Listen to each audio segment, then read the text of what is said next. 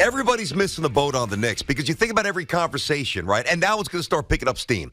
Football's almost over. We're not quite there with baseball yet. The Knicks will be center stage, right? And almost every Knick conversation revolves around really two things. Is Jalen Brunson a superstar? And is Julius Randle, really truly a legit number two? The crazy thing is that's not even the biggest story. Let me tell you what the biggest story is. The biggest story is that, and this is unbelievable that I can say this and mean it. The New York Knicks are the gold standard and the absolutely best run franchise in this city. Period. The New York Knicks, as they dragged us through decades of sheer hell, Isaiah Thomas, Stephon Marbury, Eddie Curry, Derek Fisher, Jeff Hornacek, Phil Jackson, failed draft pick after failed draft pick, sloppy free agent signing after sloppy free agent signing, salary cap hell. The New York Knicks are now the best run team.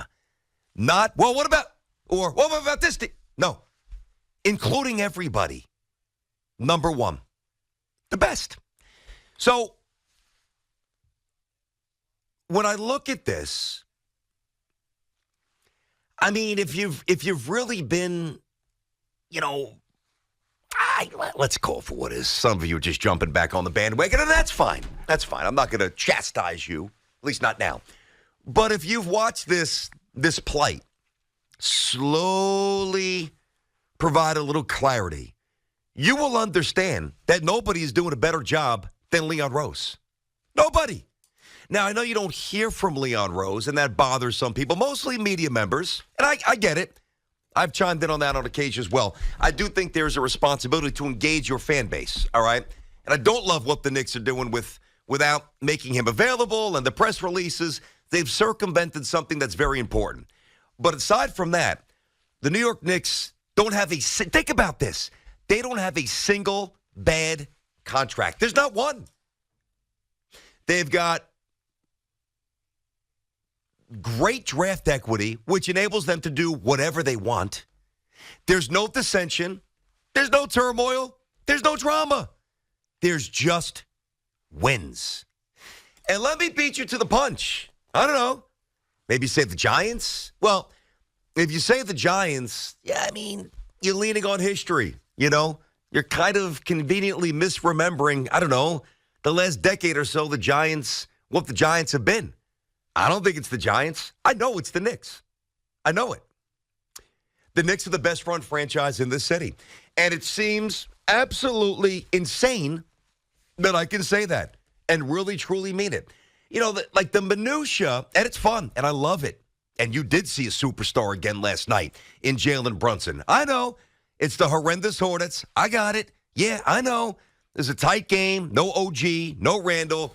You want to throw no Mitchell Robinson in there without 60% of the starting lineup that, you argue Hartenstein, Mitchell, whatever. Certainly without 40%, two studs in Randall and OG.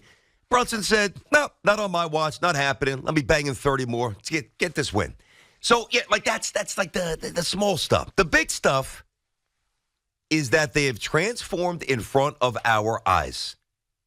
And from top to bottom, whether it's ownership meddling, Dolan doesn't do that anymore. He has not for a while. Never really did it with the Rangers. Not doing it with the Knicks. There is not a player on this team that you watch and say, oh, man, he's okay, but is he really worth that money? Nobody. All the contracts line up. Look at this, guys. This is amazing. So the Knicks are going to win 50-something games this year, provided Randall comes back in a couple of weeks. That's the timeline we got yesterday. The Knicks payroll this year, they are 16th. 16th. Next year, as you push forward, they're 18th. And then even in 2025, 2026, and listen, that'll change a little bit with OG's extension, et cetera, they are 15th. So this is not even like a little, quick reaction here. Oh, the Knicks are hot. Let's get a hot take. No, this is a well thought out, incorporating everything opinion. that I strongly believe that I don't think many of you see yet. You see the Brunson stuff. You see the Randall stuff. You need to see the bigger stuff. There is not a better run team than the Knicks. 877-337-6666. BT and Sal, minus my guy Sal, here on the Fan inside of our Town Fair Tire studio. Friends at Town Fair remind you that you always get the guaranteed lowest price on name brand tires from Connecticut to Maine. Nobody beats Town Fair Tire. No, what do you want? What do you want to chime in about? What do you got? I just can't believe you're saying this because last week you said that the Yankees are the best team in the AL. They are. But the Knicks are the best run franchise in New York. Well, because that is outrageous because you talk about a team who consistently goes to the playoffs every year, who actually has won championships in the past 20 years. So we're going to do a little remember when. Come on down. It's your life. Memory lane. We're doing now. Right, and they're still good. And the Yankees are still consistently great. I know last year they missed the playoffs, but oh my goodness, one out of how many years have they finally missed the playoffs? The Yankees are always there. They're making it to the maybe not the finals, but they're making it to the AL, divisional round, whatever round it is. They've been there before. This is not new to them. They've been there consistently. You're talking about a new team, a newbie. And by the way, Hoff, don't get me wrong. I'm thankful, probably more thankful for what the Yankees have given me as a fan. Last year aside, but they still battled. They could have easily won 70-something games. This is not to dismiss the Yankees. I do believe, I stand by what it, now, you start seeing the Astros getting hater, and my opinion last week before that happened was that the Yankees are the best team in the American League, and I'll stand by that. I think the Yankees are going to win 90-something games, 94, 95. They will add an arm. Yankees will be in the mix for the World Series. That's not my point, though, because when I talk about having the best chance to win a championship versus best run, think about the Yankee issues, stemming back to, oh, God, why is Aaron Hicks on this team? Oh, my God, why is Joey Gallo playing? Now, a lot of people, and I get it, although I do think he bounces back. What the hell did they do with Carlos Rodon? Oh, my God. They're saddled with this Stanton stuff forever. He signed through 2027. Knicks have none of those issues. Zero. Yeah, they also have none of the best players in the league. And the Yankees have three of the best players in the league. They have Garrett Cole, Aaron Judge, Juan Soto, three of the best players at their position.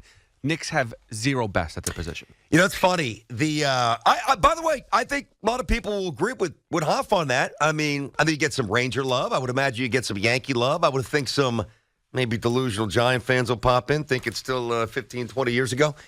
You're welcome to come on in. There is nobody that's going to change my opinion. Or really, and I thought about it from every single conceivable angle.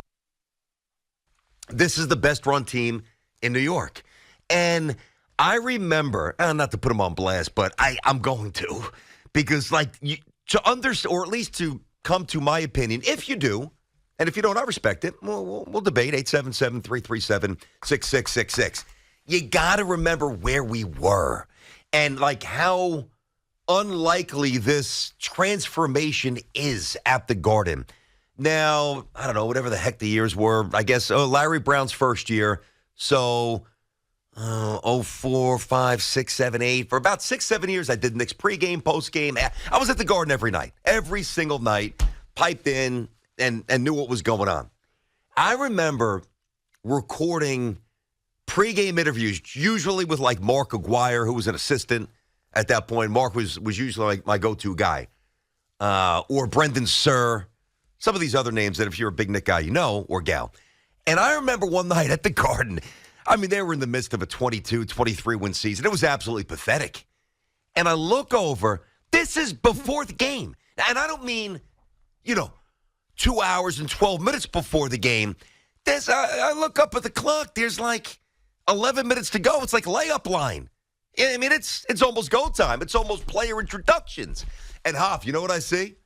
Remember Ronaldo Balkman? Remember that name? Yeah, one of the greats. Oh, yeah, exactly. All-time greats.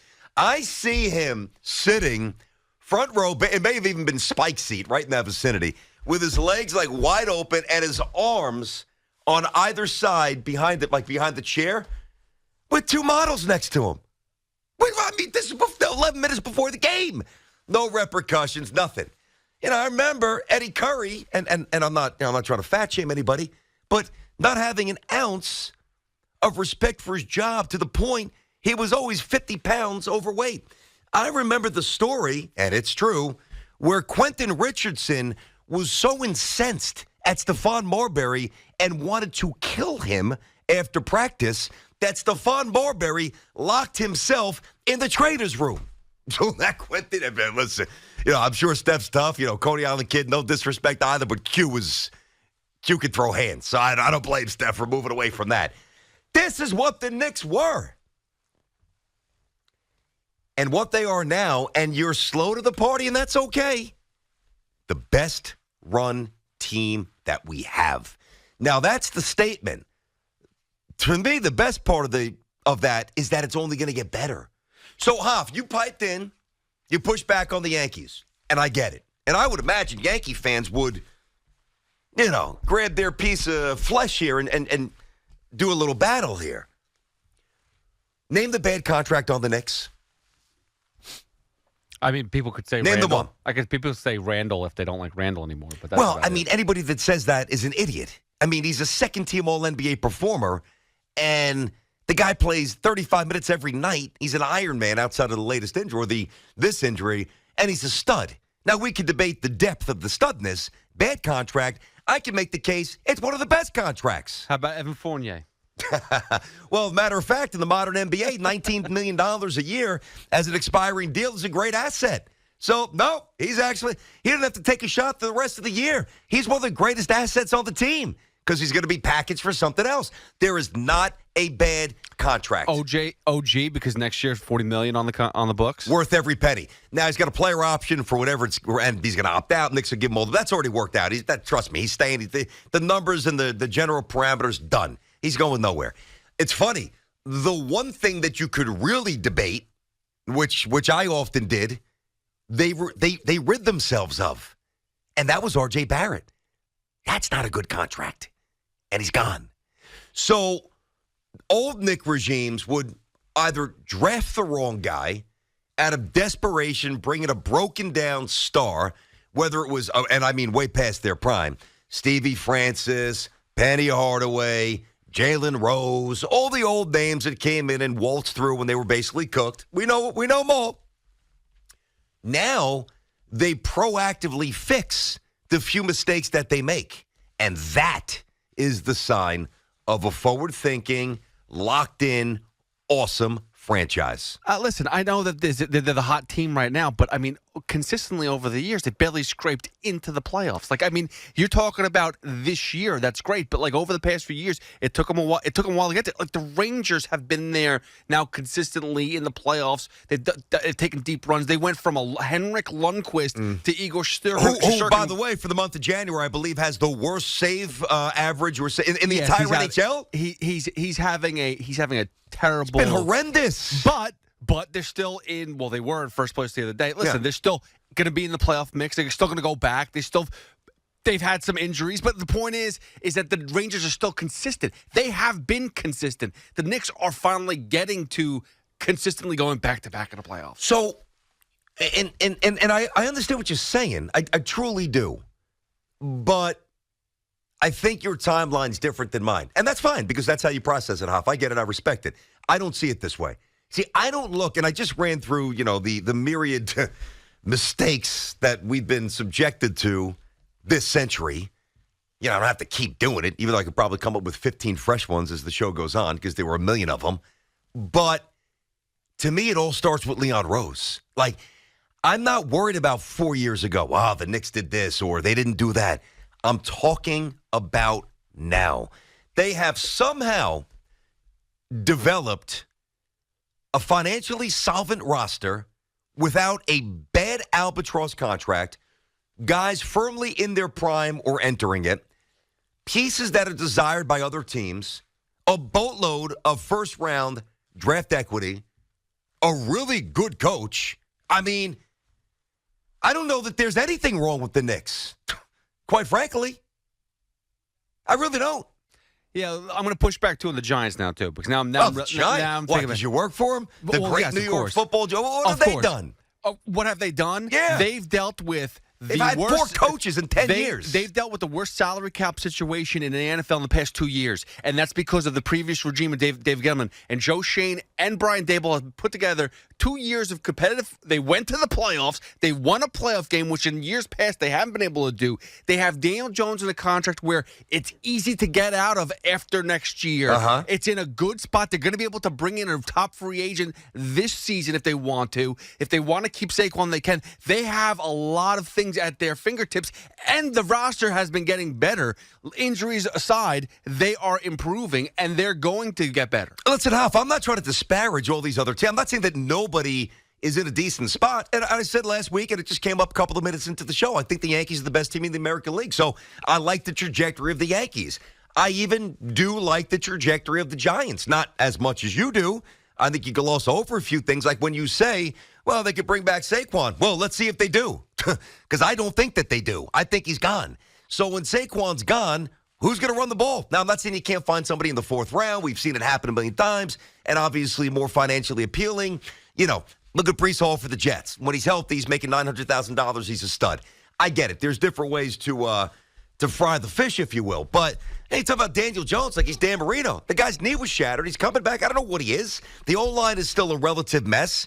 And I'll tell you what, if it doesn't go well with Daboll, and if Brian Daboll, who I like and support and believe in, if Brian Daboll doesn't look in the mirror and do a little soul searching and change a little bit, the Giants are going to have their fourth coach in 8 years. And that's emblematic of a well-run team? I don't think so. Well, again, I trust the process with them. I trust the process with them. Sixers trust the process. I do 100% because again, like they have made a terrible what they've been handed. They've been handed a crap sandwich. And they've eaten it. Well, they create. Oh, you mean the new regime? Yeah, that's true. That's true. They've had to deal with the worst. So was Leon Rose, even worse. So and we've given them the time. I think that the Giants in the end will be the best franchise in the next 5 years. You really do. Oh, so 100%. So you've got full confidence that Daboll can control this crazy temper that he apparently has? But the temper is aside. I like to see the human I element. do too. I like to see that. Hey, a guy who much better than the Jets, who by the way, Robert Saleh couldn't tell. I'm not mentioning the Jets are a do. disaster. I'm not mentioning the Jets. Exactly. I'm not bringing them up. They're the worst, among the worst. To be honest with you, Thibodeau reminds me a lot of Daboll too. They have a little feistiness with him. Like, I mean, I know a lot of the aggression from Thibodeau goes to the refs than the players. Yeah. But Daboll has that feistiness to him, has that little anger issue. I love it. And it shows, and I think he gets the players to be motivated. I know it doesn't look that way all the time, but I think that's the case. All right, 877-337-6666. BT and Sal show here on the Fan. Brandon, Tierney, Salicata. Sal is off today. If you're just tuning in, hey, I understand the two most electric or, resonating topics with the Knicks this year is Brunson a superstar, is Randall the real deal number 2. I get it. And I engage in that. I watch. Obviously me and Sal go through this. We do it on social media. Understood. That's the smaller issue. The bigger issue, I believe, all the teams in this city somehow, some way, from the depths of ruins, the New York Knicks have built themselves up to be the best run franchise in our city.